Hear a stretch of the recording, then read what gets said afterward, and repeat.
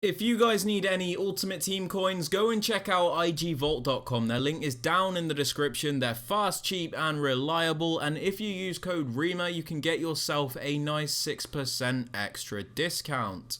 So what's going on, guys? My name's Ash and welcome back to a brand new video on the channel. In today's video, guys, I'm going to be showing you how I reached the Elite Division in Division Rivals and how I actually got top 2000 in the world. Now, a little disclaimer, me in the top 2000 of the world is a bit like an elephant on top of a tree. No one knows how it got there, but we all know that it will fall eventually. I guess what I'm trying to say is I'm not the best of FIFA players, you know, I am not one of the best in the world, but I've managed to scrape my way into this position just by doing a few things, and that's what I'm going to be teaching you guys in today's video. But just before we get into the video, guys, I would very much appreciate it if you could drop this video a thumbs up, as I've tried really hard to get into this position. Also subscribe to the channel if you are new so you never miss out on any videos like this one, and don't forget to turn on notifications so you are notified whenever a video is posted. And with all that aside, guys, let's get right into it. So firstly, guys, I wanted to show you the team that I have been using, and if you take a look at it, it is not the most insane thing in the world. If you look at a lot of people in the Elite Division, they have icons, they have Mbappe, they have Messi, they have Ronaldo, they have all sorts. The reason I wanted to show you this is because you don't need to have a multi-million coin team in order to compete. If you take a look at my team, the most expensive part of my team is definitely the back line. And the reason I throw a lot of coins into my defensive line is because it is the most important part of your team. Your defense is the spine, the backbone of your team. If you have a good defense, the attack will follow. Having a good defense allows you to be stable at the back, and if you take a look at the back line that I have two medium-high centre backs and two quick fullbacks. The best way I can describe this is having good defenders on FIFA 22 is much harder than having a good attack. You know, there's lots of cheap attackers that can do a job for you at front. That doesn't really matter. You know, I've conceded many goals to Daniel Marlin, who's probably like 1,000 coins, but it's harder and more expensive to get a defensive line that works.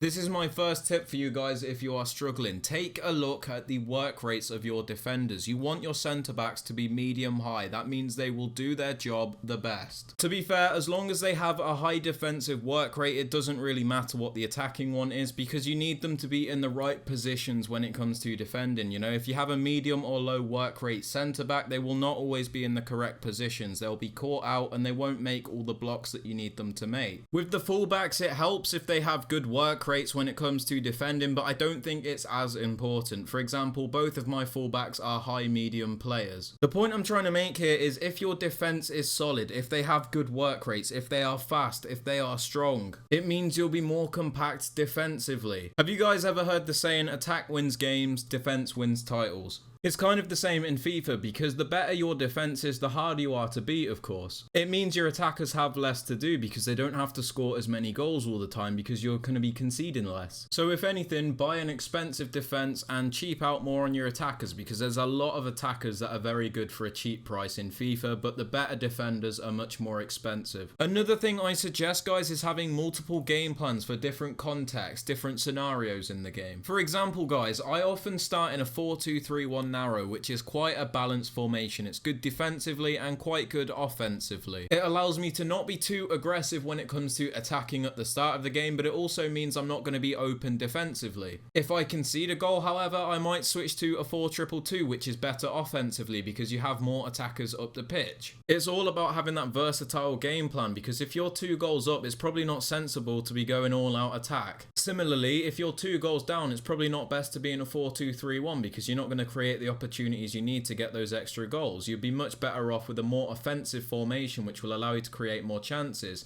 Yes, you'll be more open defensively, but you're already losing the game. What have you got to lose? Multiple game plans also make it difficult for your opponent, because what a lot of the good players do is they work out what your game plan is. They'll take a look at your formation, they'll see how you're playing, and then you'll become very predictable if you don't change it. And then obviously if you switch to another game plan, they have to learn that again. They don't know what you're going to do exactly. It's harder for them because they haven't worked you out yet. So multiple game plans are extremely important the higher up the divisions you go. When I was trying to get to the elite division, what really helped me was thinking about what I would do if I was in the opponent's shoes when it came to defending. For example, when I'm defending, I'm thinking, okay, he's probably going to cut inside here, he's going to go for a finesse shot. So in those situations, it's probably what my opponent is thinking too, so I avoid cutting inside, I avoid taking the predictable option and I do something else, and as a result, you take them by surprise. A lot of the time, FIFA is a game of psychology, a game of tactics. You really have to work out your opponent and do the opposite to what they're thinking. A lot of people I come up against in division rivals are probably a lot better than me, but because I'm constantly trying to work them out, because I'm constantly trying to outsmart them, it gives me the advantage over them. It doesn't matter if you can't shot cancel or do multiple skill combinations, because you don't need that in order to win a game. You just need to think what your opponent is thinking and then do the opposite to that. Another suggestion I have is keeping on top of the game's tempo. Some people are prone to giving in what the opponent wants when it comes to game speed. For example, if they're just pinging it from their defensive line to their attackers, it speeds the game up and you're starting to think you have to do that too.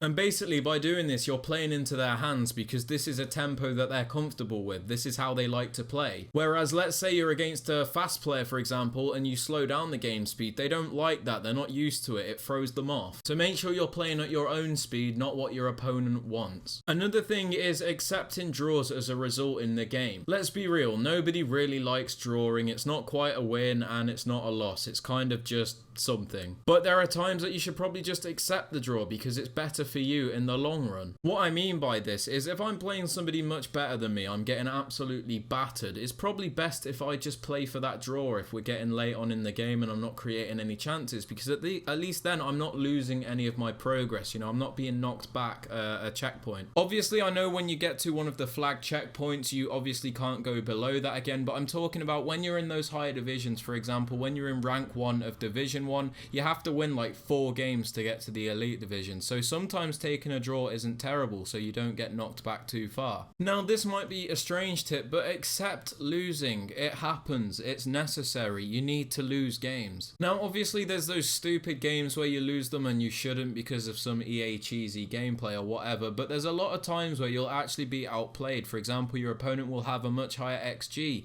It's good to save that gameplay and look over it, look where it went wrong. Don't be angry or upset when you lose a game, use it as a learning opportunity. Remember that it will help you get better. This is easier said than done, of course, because it can be frustrating losing, but there is a lesson behind every loss in FIFA. Just remember that. Another thing you probably shouldn't do if you want to reach the high divisions, such as the elite division, is you probably shouldn't blame the game as much. I know it's very hard not to do that. For example, if we look at that goal I just scored, that was very dodgy. But if you just blame the game, you're kind of in denial, because there's a lot of times where you've just been outclassed, but you don't want to accept that. I get like that as well, don't worry, but then I realize that, you know, after I've calmed down, I probably should have lost anyway. Now, don't get this twisted. FIFA is by no means a perfect game. Passes get made when they shouldn't get made. You tackle somebody and you don't get the ball. There is a lot wrong with it, don't get me wrong, but, you know, blaming the game and just moaning about it, it won't help, unfortunately.